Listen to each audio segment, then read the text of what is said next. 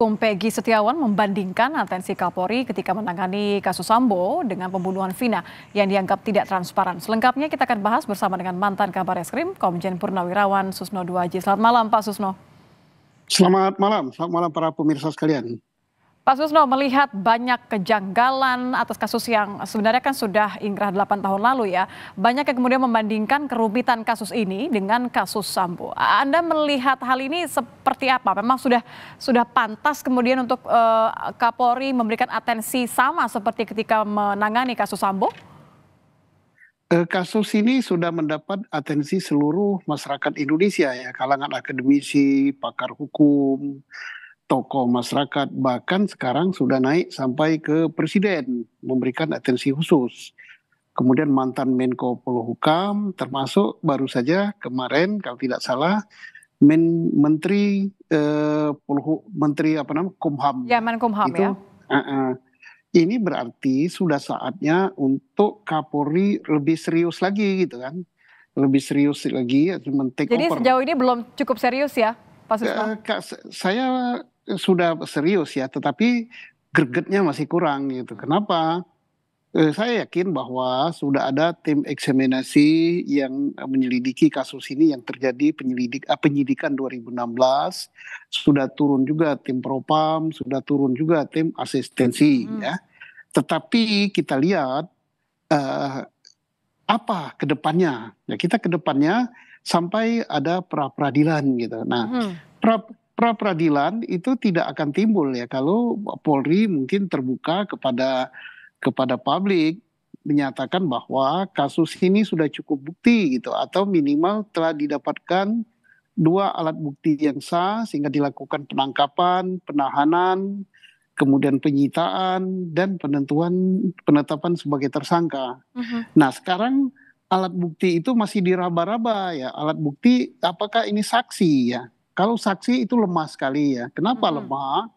Sebabnya saksi-saksi itu saling bertentangan antara saksi satu dengan saksi yang lain, apalagi saksi yang diajukan oleh pembela ya, atau pengacara atau advokat bahwa misalnya menunjukkan Peggy malam kejadian ada di Bandung, sedangkan saksi Aib melihat Peggy ada di TKP dan melihat sepeda motornya malam hari jarak terakhir 100 meter. Bahkan media sosial Peggy Setiawan yang kemudian dicoba dijadikan sebagai barang bukti, Pak Susno.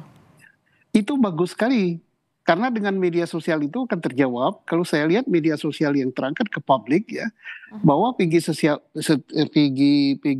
yang ditangkap sekarang ini dia masih tetap sampai tanggal 24 Agustus dia bersosial media bahwa posisinya berangkat dari mana? Berangkat dari Cirebon menuju Bandung, ada di Bandung. Kemudian dia mengatakan bahwa kok dia mendapat cobaan, tapi kita nggak tahu cobaan itu cobaan apa.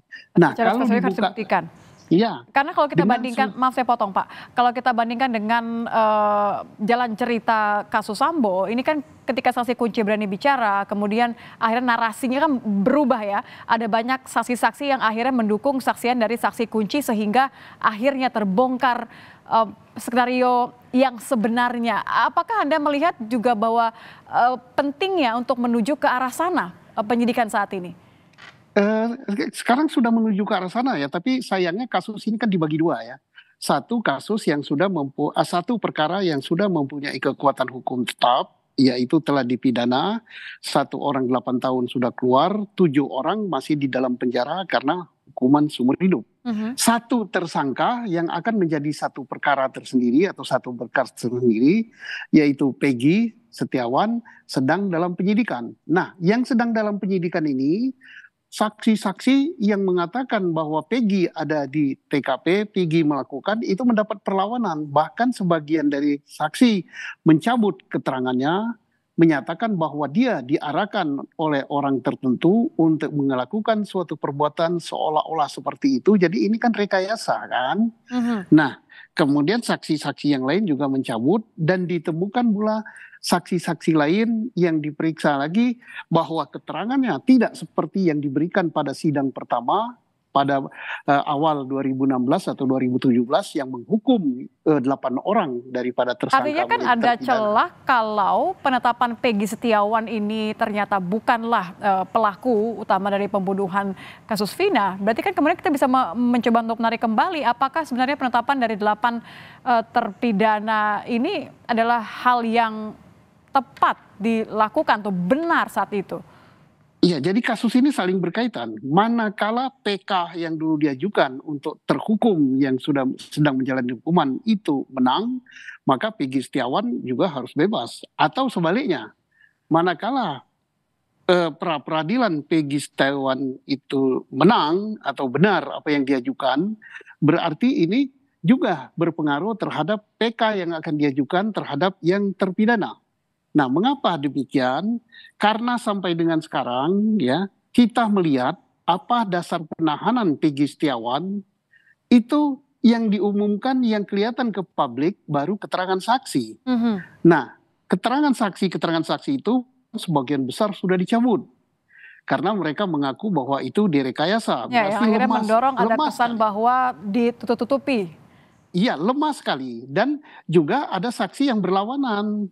Ya, saksi siapa yang diajukan oleh advokat yang menyatakan bahwa Peggy Setiawan berada di Bandung pada saat itu dengan dilengkapi penguatan bukti berupa slip gaji, berupa Facebook dan sebagainya. Nah, itu kan berarti saksi yang dulu itu sangat lemah, apalagi sudah dicabut. Nah, tinggal kita berharap apakah penyidik Polri punya alat bukti lain.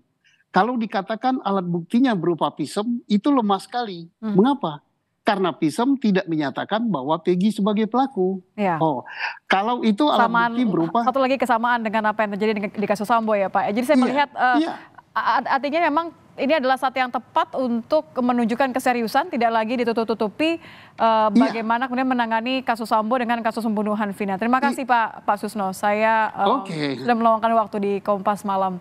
Selamat malam Pak Susno. Selamat malam, terima kasih.